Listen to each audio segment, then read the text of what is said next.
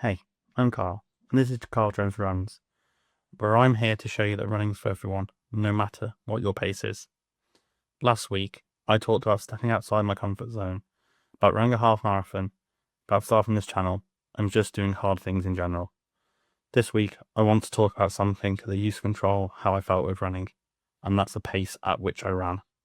I started running back in 2020 with a Couch 5k plan, and like it was for a lot of people, it was for my mental health.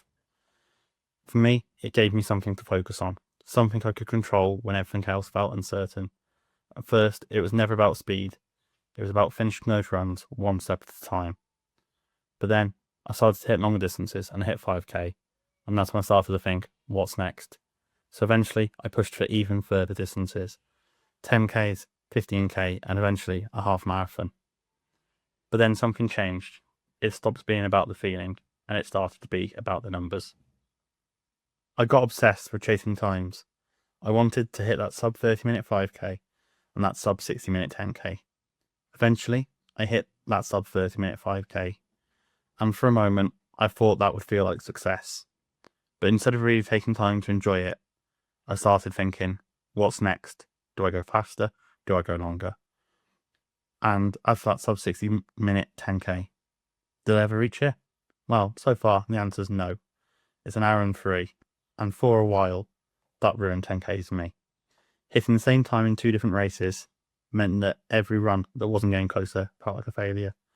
And that's the thing, when you tie your progress to numbers and to times, it's easy to forget why you started running in the first place.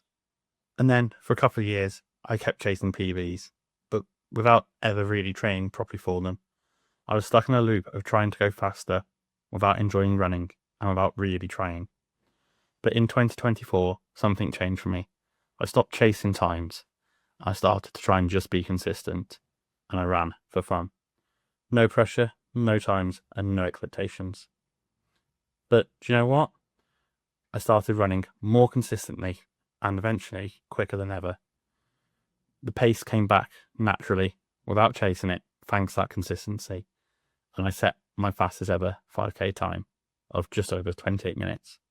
That is one of the things I've learned from doing that. Consistency brings the pace if you want it, but more importantly, it builds confidence and it builds happiness. Confidence that you can do anything you set your mind to, whether that's finishing a run, starting a YouTube channel, or just showing up on days when it feels hard. You don't need to chase being the fastest or being faster than you've ever been before.